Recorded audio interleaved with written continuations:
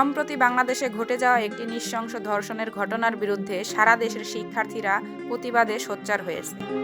বিশেষ করে দেশের বিভিন্ন বিশ্ববিদ্যালয়ের শিক্ষার্থীরা দলবদ্ধভাবে রাস্তায় নেমে সরকারের আইন শৃঙ্খলার অবনতির বিরুদ্ধে কঠোর নিন্দা জানিয়েছে।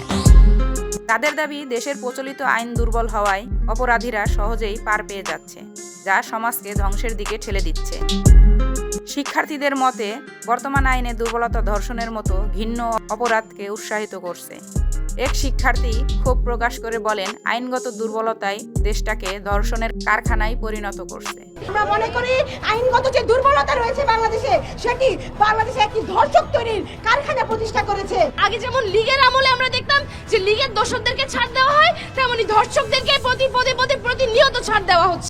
শিক্ষার্থীরা সরকারের প্রতি স্পষ্ট হুঁশিয়ারি উচ্চারণ করে জানিয়েছেন যে যদি 24 ঘন্টার মধ্যে ধর্ষকের দৃষ্টান্তমূলক বিচার না করা হয়, তাহলে তারা আরও ব্যাপক আন্দোলনের দিকে যেতে বাধ্য হবে। রাষ্ট্রকে জানাতে চাই, আগামী 48 ঘন্টার মধ্যে বিশেষ ট্রাইব্যুনাল গঠনের মাধ্যমে যদি চিহ্নিত ধর্ষকদের শাস্তি নিশ্চিত না করা হয়, তাহলে আমরা আজকে আসিয়ার পক্ষে দাঁড়িয়েছি, আমরা 48 ঘন্টা পর এই ব্যর্থ রাষ্ট্রের বিপক্ষে দাঁড়াবো।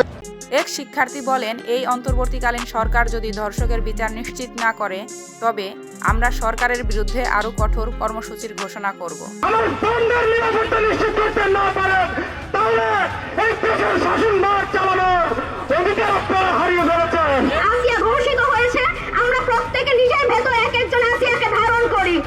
এদিকে এই আন্দোলন শুধু রাজনীতির ঢাকা বা বড় শহরেই সীমাবদ্ধ নয়। বিশ্ববিদ্যালয় ক্যাম্পাস থেকে শুরু করে সড়ক মহাসড়ক পর্যন্ত ছড়িয়ে পড়েছে তাদের আন্দোলন।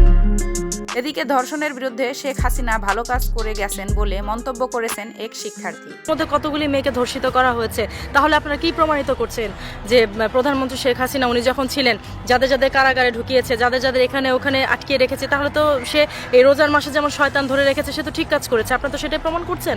সেটা কি আলটিমেটলি প্রমাণিত হচ্ছে না যে এখন যে অরাজকতাগুলি চলছে, এখন তো আরো ভালো হওয়ার কথা দেশ। এখন তো আমরা বাক স্বাধীনতার জন্য দেশে এত কিছু করলাম, তো কোথায় বাক স্বাধীনতা, কোথায় নিজের সম্মান, নিজের সম্ভ্রম, নিজের ইজ্জতে যে এখানে দাঁড়িয়ে কথা বলছি, একটু পরে বাসা পর্যন্ত যেতে পারবো কিনা তার তো কোনো সিকিউরিটি নেই।